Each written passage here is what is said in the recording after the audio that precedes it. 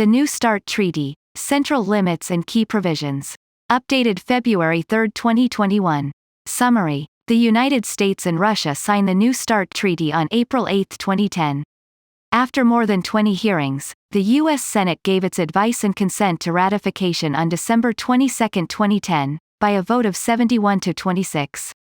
Both houses of the Russian parliament, the Duma and Federation Council, approved the treaty in late January 2011 and it entered into force on February 5, 2011. Both parties met the treaty's requirement to complete the reductions by February 5, 2018. On February 3, 2021, the two parties agreed to extend the treaty for 5 years, as permitted in the treaty text. New START provides the parties with 7 years to reduce their forces, and will remain in force for a total of 10 years. It limits each side to no more than 800 deployed and non-deployed land-based intercontinental ballistic missile (ICBM) and submarine-launched ballistic missile (SLBM) launchers and deployed and non-deployed heavy bombers equipped to carry nuclear armaments.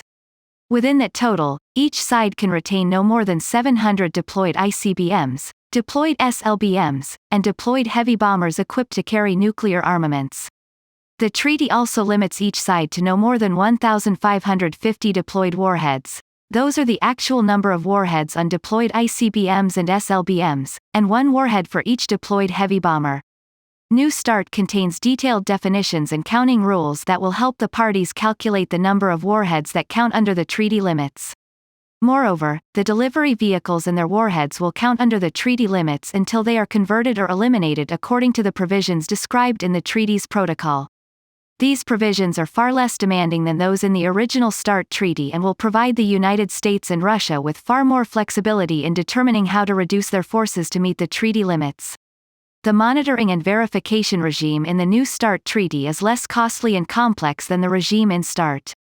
Like START, though, it contains detailed definitions of items limited by the treaty, provisions governing the use of National Technical Means (NTM) to gather data on each side's forces and activities, an extensive database that identifies the numbers, types, and locations of items limited by the treaty, provisions requiring notifications about items limited by the treaty, and inspections allowing the parties to confirm information shared during data exchanges.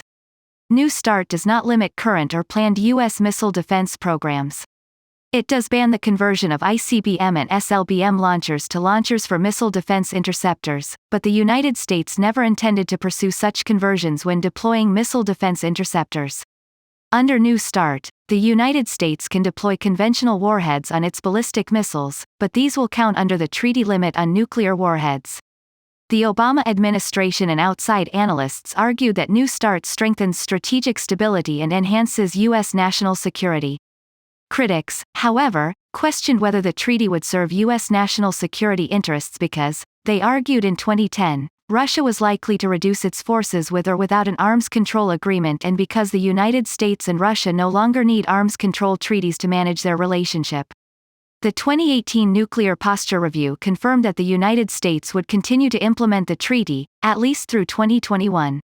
The Trump administration raised questions about the value of the treaty and suggested that the United States might allow it to lapse while negotiating a new treaty that would include Russia and China, and capture all types of Russian nuclear weapons. It eventually sought, but failed, to negotiate a short-term extension in the latter half of 2020. The incoming Biden administration announced that it would seek a 5-year extension of the treaty, and Russia accepted this proposal.